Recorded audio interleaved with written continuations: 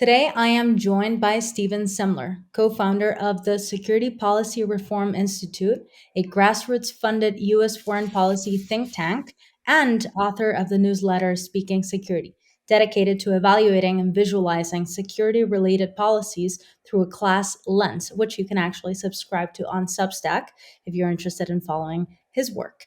And without further ado, let me welcome our guest today. Hello, Stephen. How are you doing? I'm doing well, thanks. So I'd like to begin with a more general question. Could you briefly walk us through the kind of work that you do at the Security Policy Reform Institute? I think our audience would be really interested in learning more about this project. Sure. Well, right now it's mostly my focus is on the newsletter, the Speaking Security newsletter, which is kind of gets input from my SPRI teammates, but is mostly kind of an extension of SPRI, where it's just my own thoughts, where I try to take a working class approach to different policies, which means, is this policy good for the working class? And I try to analyze it through that lens. And that's what SPRI does as well. Security Policy Reform Institute does as well. We take that approach too. Um, and, if you subscribe to the newsletter, you'll get a lot of data visualizations. Like every newsletter has a chart. So if someone doesn't agree with my analysis per se, they at least have some information that they can use for whatever purposes they want. So my most recent one is a breakdown of Biden's recent request for $106 billion. A large chunk of it would go to Israel's quote unquote security. Yeah, I actually would love to go more in depth and talk about this. So as you point out in your latest piece for Jacobin, Israel is the largest beneficiary of U.S. foreign assistance since World War II. So, could you provide a breakdown, as you do in your newsletter, of what this assistance has consisted of? So it's been 160 billion, almost 159 billion. I rounded up just there so you wouldn't think I'm a nerd, but it's been 159 billion since the late 40s. And the share of military aid to economic aid is right now about 80-20 military aid to economic aid, but the economic aid continues to shrink because economic aid was essentially filtered out more or less by 2008. So, throughout time, the two have always been in tandem up until that point. But once Israel had, really impressive economic growth in the 90s and developed, that's when the two countries started, essentially figuring out different ways that the U.S. could support it, and that support has translated into more military aid. So it's not that economic aid has just disappeared and military aid has just remained. It's that economic disappeared has been phased out, but military aid has grown. So Israel and the United States usually enter into these 10-year agreements, and each of the last three has grown in size. It's grown from $2 billion in military aid to now we're at $3.8 billion. So that relationship is growing. But if you apply the same logics to the economic component, from the economic component to the military component, military aid should be phased out too, because Israel is an advanced economy. It's already, without U.S. aid, the 15th largest military spender in the world. So that's part of the reason why I wanted to interrogate U.S. military aid to Israel, is because there's really no reason for it. Right. And a lot of Western media and a lot of politicians have been justifying it as, self-defense. And it was recently announced that a bill will be introduced to provide supplemental funding to help Israel defend itself precisely. And in this same piece that I was referring to, the Jacobin article, you argued that sending additional U.S. military aid to Israel should be illegal. So could you expand on this? Why should Israel not be eligible for this kind of assistance? Because, as you said, it's illegal. There's essentially three basic laws that you have to remember or not remember when it comes to U.S. human rights laws. And these three laws combine to form an architecture that condition all U.S. military assistance to Israel and all other countries based on human rights standards. And the bar is pretty low.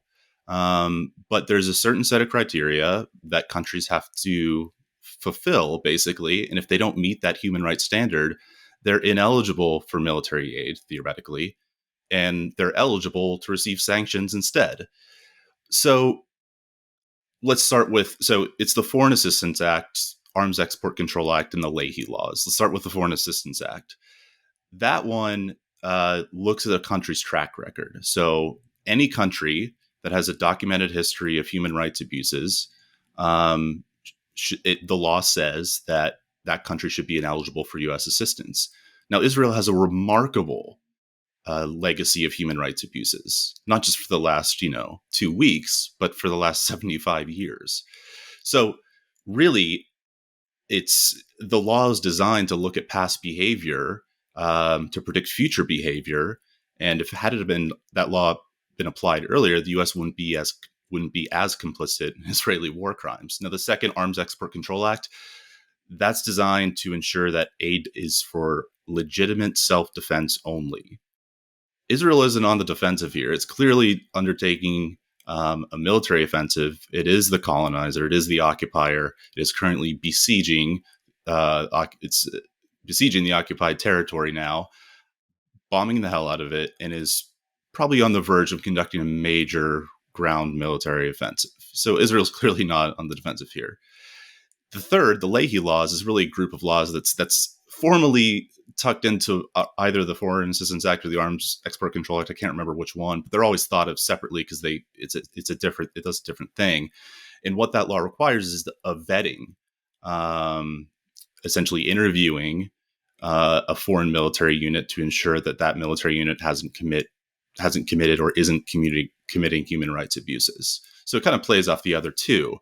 But this specialty requirement of actually vetting the foreign military units, the U.S. doesn't do that with Israel. It doesn't even have a mechanism set up to do it if it wanted to. So once Israel receives U.S. weapons, the U.S. has no means of monitoring which weapons go to which Israeli units. So it's really kind of we're literally just arms dumping into a state that is an apartheid regime, that is a colonizer, and is currently committing genocide. So it's really shocking. And I do get like upset about this. Like this is just like it's really egregious.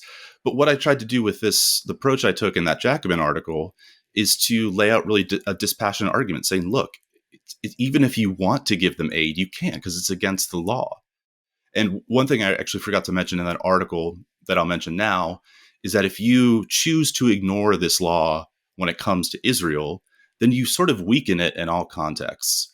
So you kind of create a policy where it's a policy of exceptions, really. So you only apply it when you want it to. So if you're a senator who wants to turn a blind eye to Israeli abuses and fund them regardless, but you want to turn around and really crack down on Saudi Arabia's illicit use of U.S. weapons, you're ignoring that those three laws I mentioned on one hand, but you're trying to apply them to different contexts on the other, and expect those laws and yourself to be taken seriously. So that's the main problem here. It's cut and dry. Israel has committed human rights abuses. It's ineligible for U.S. military aid, and that was essentially the argument. Right, and indeed, there's been a lot of hypocrisy. It's not everyone, but many people are pointing that out in terms of the differences between how politicians and the media are referring to this conflict as opposed to what happened in Ukraine last year, right? I wanted to go back to Biden's 106 or $5 billion funding request, because it includes subsidizing not only Israel's genocide in Gaza and the war in Ukraine and the United States' Cold War with China, but it does fail to include other stuff that should be important to American citizens, and American citizens, I think, are noticing, right? So could we talk about this? What does it fail to include, this request? So the request was, when the media first started reporting that Biden was going to unveil a massive spending request. So this is a supplemental request. So every year the U.S. passes a regular budget that is kind of more or less the same and is sort of stuck on path dependency in many ways. But this is a supplemental request to deal with a quote unquote emergency situation. That's what supplemental requests are for. And if you look at the language of the actual proposal, which I wouldn't recommend doing, I read the whole thing. It's kind of gruesome. Is that you'll see that it has a stipulation that says these funds shall be designated for emergency purposes and not count towards any sort of discretionary spending limits like the regular budget is.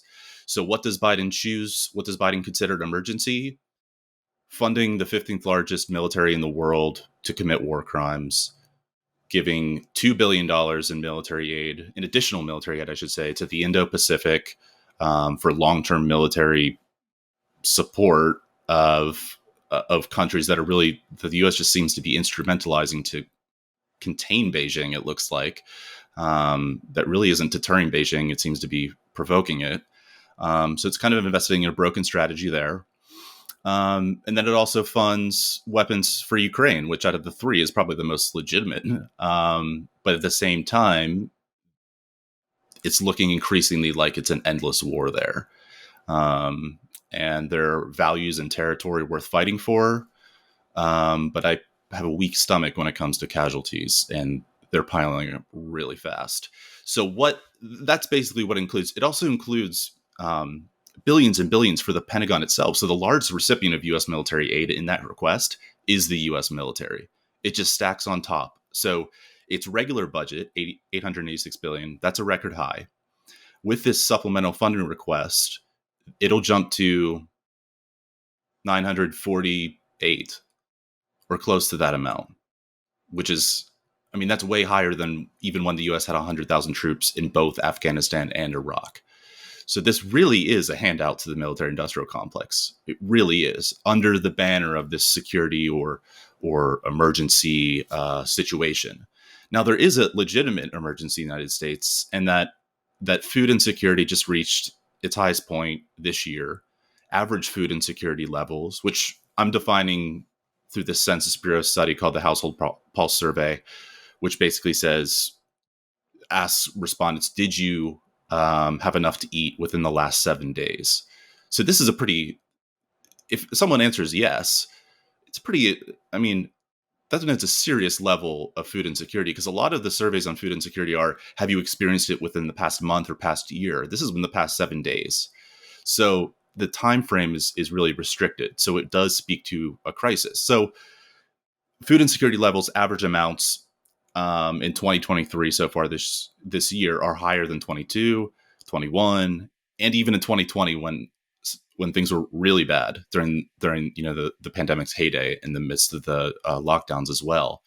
Financial insecurity, which is essentially, I'm citing the same survey here, which is difficulty paying for household expenses in the last 7 days.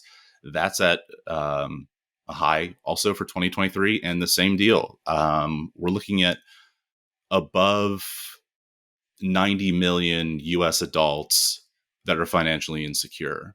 And that, again, that doesn't mean, which is higher than 2022, 2021, 20. So, and again, financial insecurity here doesn't mean living paycheck to paycheck. This means like acute financial insecurity. The number living paycheck to paycheck, by the way, is 160 million adults. So things are really bad. And this is at the end of a welfare state superstructure that was created during the pandemic. So for a while there, the U.S. was resembling kind of a European welfare system for a bit, like a European welfare style system for a bit, because we don't have one regularly. But during the pandemic, things were added on top: childcare support. People were allowed to stay on free healthcare for as long as they wanted without being means tested, kicked off, whatever. Essentially made life better in pretty much every sense. In the human security stats that I just cited, the financial security, financial insecurity, and food insecurity, they all decreased, they all improved in time with the buildup of this welfare state superstructure. So for a while there, we did have a European style thing going, or kind of a resemblance, kind of like a shitty drawing of a European welfare state, but like still pretty good by our standards. But this month, student loans resumed. So average payment there is, I want to say it's about $500 a month. And then childcare grants, these childcare programs that developed in 2021, I think, also expired. Additional work requirements were put on this food aid program called SNAP, Supplemental Nutrition Assistance Program. So essentially, you have all these new costs developing for people that they haven't really had to pay for a few years now, in addition to a worsening personal economic situation. The national economic situation is good. I mean, it's really impressive, like what GDP is, but GDP doesn't mean much if, you don't have enough to eat and you don't have enough in your pocket to pay the bills. So there's a real human security crisis going on, but Biden chooses to define security in, I mean, how would you even describe it? I mean, in a very retrograde, self-serving way. That's just frankly cruel, and defines security in not just sort of a national lens, because nothing the U.S. is doing is its national interest, but it really reflects dominant elite interests and corporate interests as well. So it's really instrumentalizing corporate welfare and militarized policies in the name of security. I'm sounding like I work for Security and Context right now, so I'm going to stop. Maybe we should hire you. We'll think Yeah. about it. It's a great application so far. So my last question, I guess, to you, going back to what we were talking about, U.S. Assistance, military aid to Israel. How do you see the situation going forward? So I'm not a specialist on, you know, what's going on in the ground right now, but I can tell you the story I see unfolding with my reading of this emergency budget request. So the budget request has 8.7 billion in emergency military or immediate military aid, which means the U.S. is planning on backing up Israel's continued bombardment of Gaza, enabling it, and also providing the means to conduct a ground offensive without facing any sort of military, backlash, even if they do suffer casualties, because the funding supports the Iron Dome system, which prevents proper retaliation and kind of insulates Israel from its abuses. Then there's, I think, 5.6 billion more for longer term military support. So in the 1980s, I think 1984, the U.S. decided that it would be in its interest to essentially set up a depot in Israel with U.S. weapons that it would only have the key for. And essentially, it was like a forward military base in Israel where they could just safely stockpile U.S. weapons in case war broke out and they had to access them. Now, as the relationship grew between the U.S. and Israel, the U.S. has allowed at least twice within the last decade, I think 2006 with Israel's war on Lebanon, and then I think in 2014 as well, they allowed Israel to access those U.S. weapons. So what this, and it's essentially these are U.S. weapons. It's U.S. military stocks formally, but it's just located in Israel. And under emergency circumstances, the U.S. has let and probably will let Israel access those weapons. So we're talking about long-term military backing here. It really has, to me, it reads like a country that's preparing for a long-term occupation, intensified military occupation, and campaign, and bombing campaign as well. So a lot of violence is in the future. And the important thing about the bill is that there's limits on how many U.S. weapons can be stored in those stockpiles in Israel. Biden's request would not only add money for weapons to Pentagon stocks that would be available in case Israel needs them, it also completely removes the limit on how much U.S. weapons can be at that arms depot in Israel. So it essentially blows the lid off any cap on the amount of weapons that the U.S. can have there and that Israel can use.